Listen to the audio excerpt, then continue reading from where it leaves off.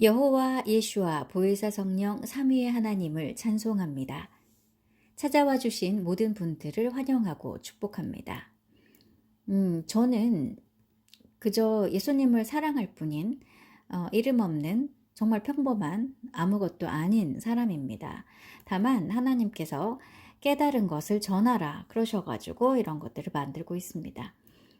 어, 저는 사실 제가 깨달은 것을 그동안 다 전했다라고 생각했기 때문에 더 이상 영상을 만들 생각을 하지 않고 있었어요. 그런데 이제 지난번에 영상이 또 삭제당하면서 끝까지 하라. 또 이런 마음이 주어졌습니다. 얼마나 깨달은 게 될지는 모르겠지만 끝까지 순종을 하도록 하겠습니다. 자, 지난 영상에서 지금 우리가 겪는 이 시간은 계시록 6장에 쓰여 있는 그 고통의 시간이다. 이런 얘기를 했습니다.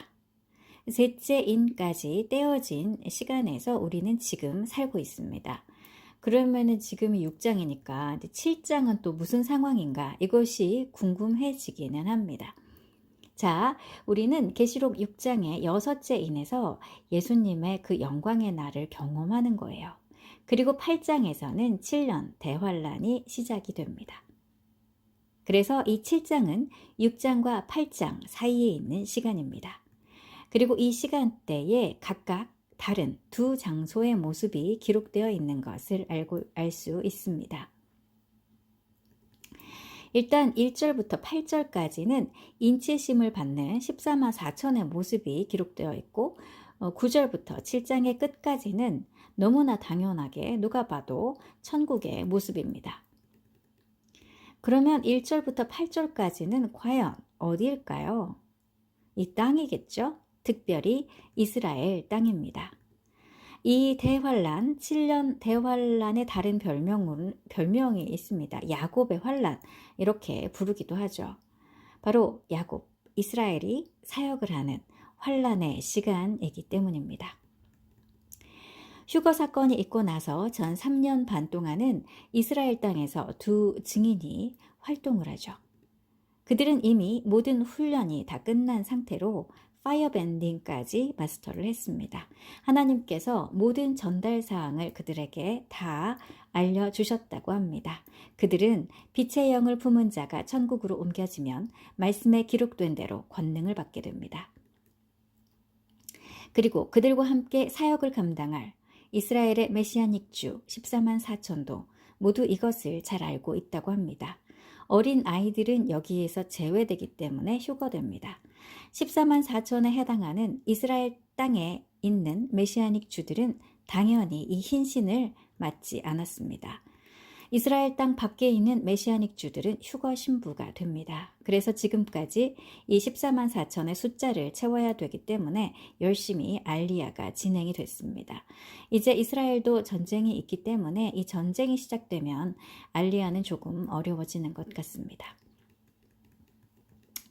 왜 인치심을 하는 이 사건이 휴거 직후인가를 설명해 보겠습니다. 요한계시록 7장 2절과 3절입니다. 다른 천사가 살아계신 하나님의 인을 가지고 해 돋는 데로부터 올라와서 땅과 바다를 해롭게 할 권세를 받은 네 천사를 향하여 큰 소리로 외쳐 이르되 우리 하나님의 종들의 이마에 인치기까지 땅이나 바다나 나무들을 해하지 말라 하더라. 이렇게 기록되어 있습니다. 이 인치심을 할 때 땅과 바다를 해롭게 할 권세를 받은 타락한 천사가 이미 풀려나 있죠. 이 네 천사가 언제 풀려납니까? 대환란 시작 이후 6째 나팔에 풀려납니다.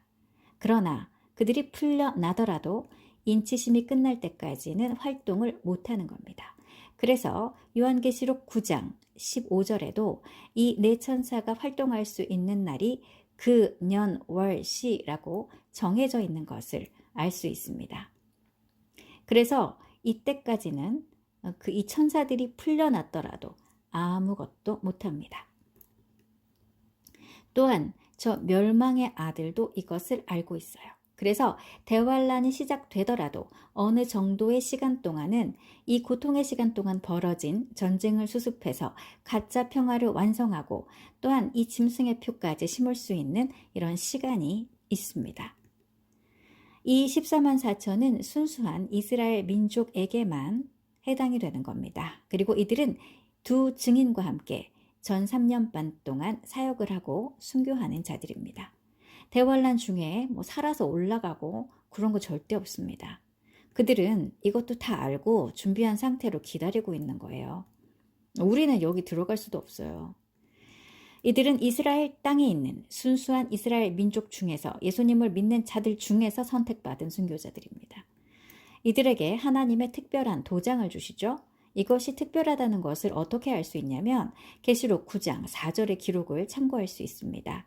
다섯째 나팔에 무저갱에서 황충들이 나옵니다. 그들에게 오직 이마에 하나님의 인침을 받지 아니한 사람들만 해하라 라고 하십니다. 이들도 두 증인들처럼 이 사역의 기간 동안 특별히 보호를 받는 사람들인 것을 알 수 있어요. 자, 그러면 왜 이런 특별한 하나님의 인이 필요한 걸까요? 이 하나님의 인이라는 거는 하나님의 도장이라는 말이죠. 어떤 특별한 영적인 확인 도장 같은 거라고 생각합니다. 왜냐하면 대환란 때는 성령 하나님께서 이 땅에 안 계십니다. 떠나십니다. 그렇기 때문에 이 하나님의 인을 받아야만 보호를 받으면서 사역을 할 수 있는 것입니다. 또한 빛의 영을 품은 자도 옮겨지기 때문에 두 증인이 권능을 받아야 됩니다. 마치 옛날에 모세에게 능력을 주셨을 때처럼 그러한 능력이 필요합니다. 이스라엘 땅 밖에서는 이런 보호는 없습니다.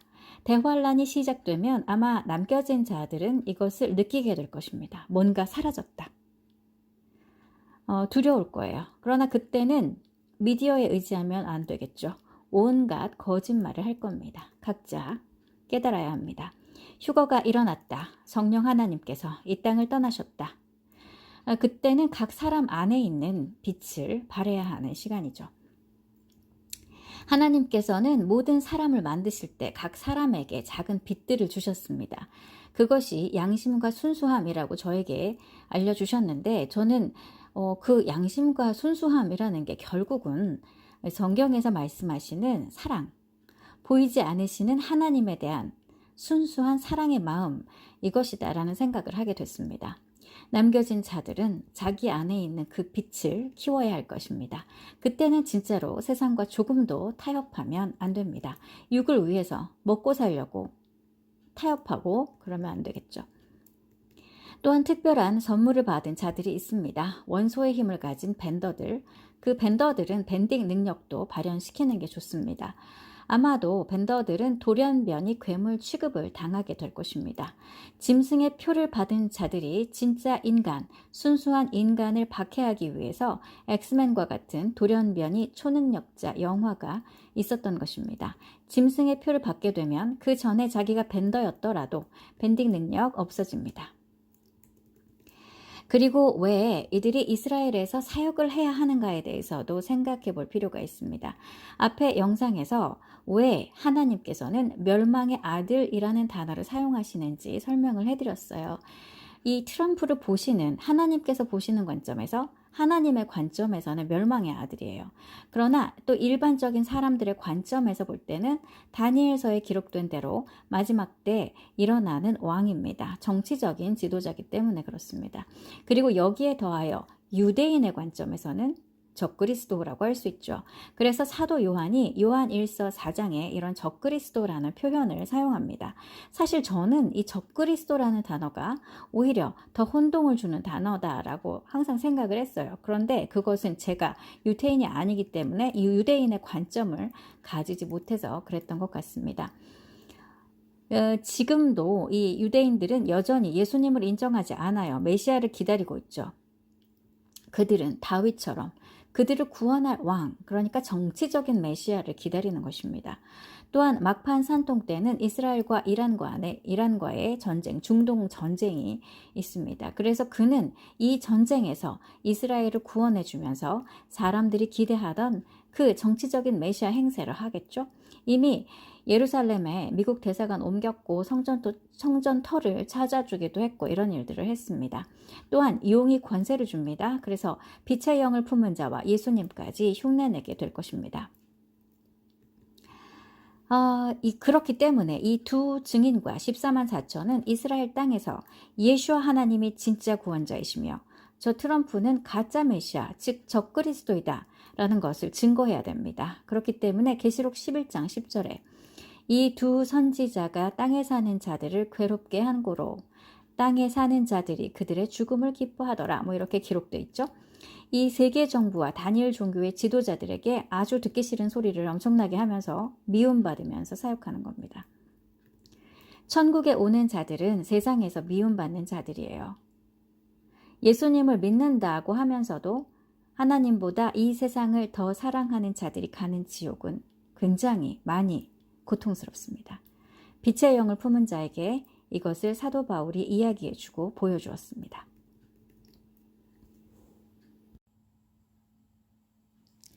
그리고 요한계시록 7장을 마저 살펴봅니다.